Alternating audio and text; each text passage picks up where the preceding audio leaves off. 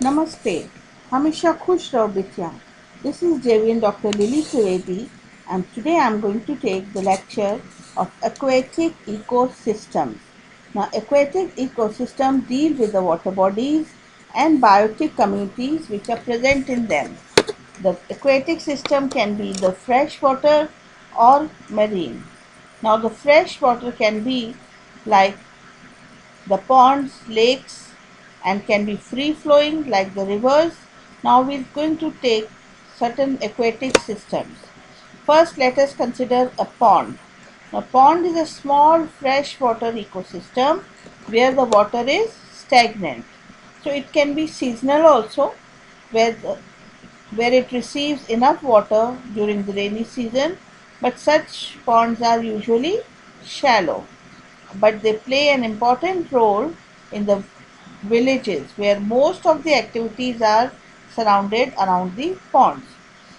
Now, what do these ponds contain? They contain several types of algae, aquatic plants, insects, fishes, and birds.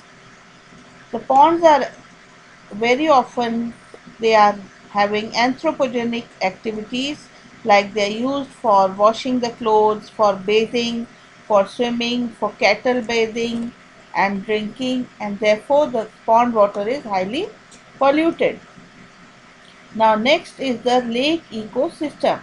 The lake is usually a big fresh water body with standing water, and they have the different zones, that is the littoral zone, which is the shallow water zone, and next is the limnatic zone, which is the open water zone where effective penetration of solar light takes place. Then we have another zone, that is a profundal zone. Now this is also called as the dark zone and the deep bottom area where light penetration is negligible. Examples of lake is Dal Lake in Srinagar, Naini Lake in Nainital, Lotek Lake in Manipur, Jal Mahal in Jaipur, and we have all types of lake in every city of Rajasthan. Now let's come to the type of organisms in the lake. The lake has planktons which floats on the water surface.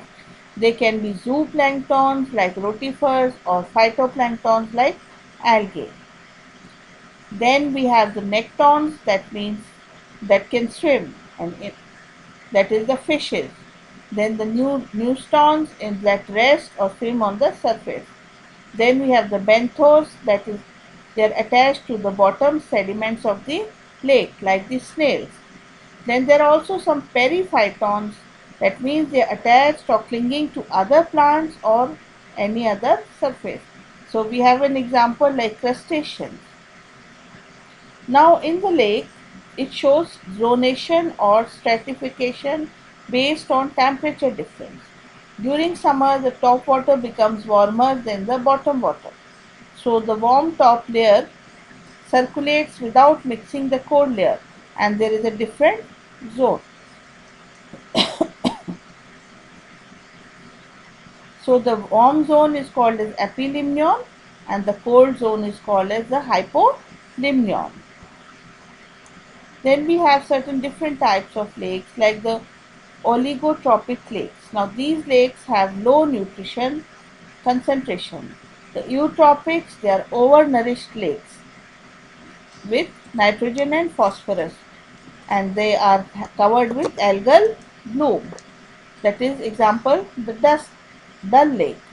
Then we have the dystrophic lake that has low pH, low humic content and brown color water. They are also called as bog lakes.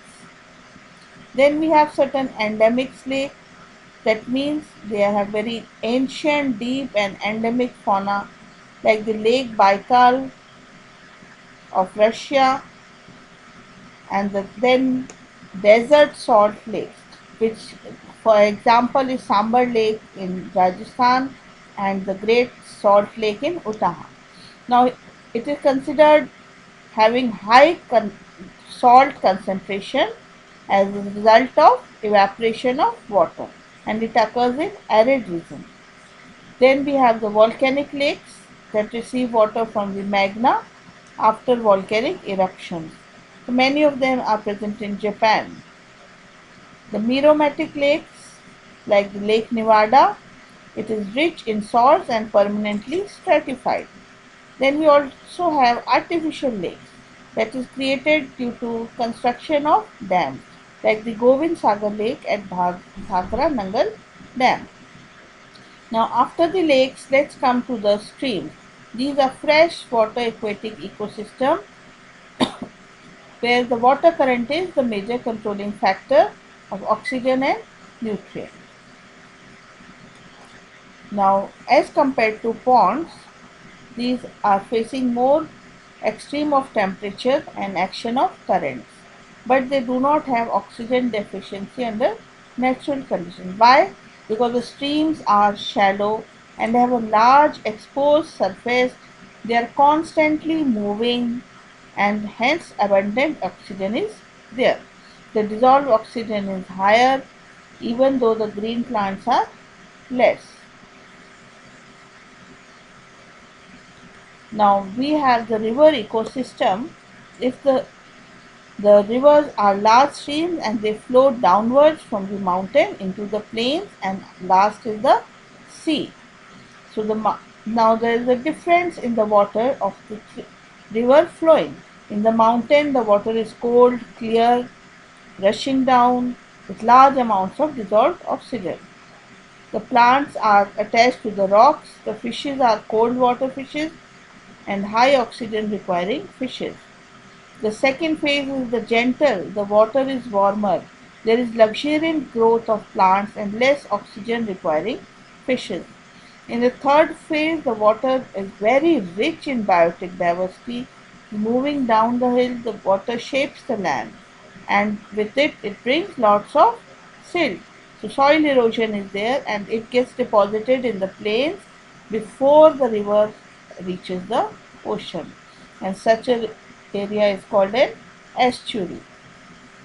Now after we have the ocean. Now oceans are gigantic reservoirs of water and they have about 70% of the earth's surface is filled with oceans. And 250,000 marine species are there. They are used for food and for other variety of products. And ocean also provides us with various minerals, iron, phosphorus, magnesium, natural gas, oil, etc. etc. And they play a major role in biogeochemical cycle and hydrological cycle. Now the oceans have two major life zones. First is the coastal area where the water is warm, nutrient rich and shallow. Second is the open sea where is the deep part of the ocean away from the continental shelf. Now after the oceans, let's come, there is another portion that is called the estuary. It is the partially enclosed coastal area at the mouth of the river where salty and fresh water meet. Now there is tidal action, constant mixing of silt, and we have it is a wide variation of stream flow and tidal currents, and there is nutrients for producers. There is rich biodiversity. Many of the species are endemic, and whereas some are migratory species. So estuaries are highly productive ecosystem and they are of much use to human beings because of their high food potential. But the main our question is how should we protect these water aquatic bodies? We should prevent them from getting polluted so they are of more use to us. So students, I hope you have liked my lecture. If you have any query, please give in the comment section. I will resolve it soon. This digital session was powered by 2.0 version of Jyoti Vidyapeeth Women's University. Thank you and namaste.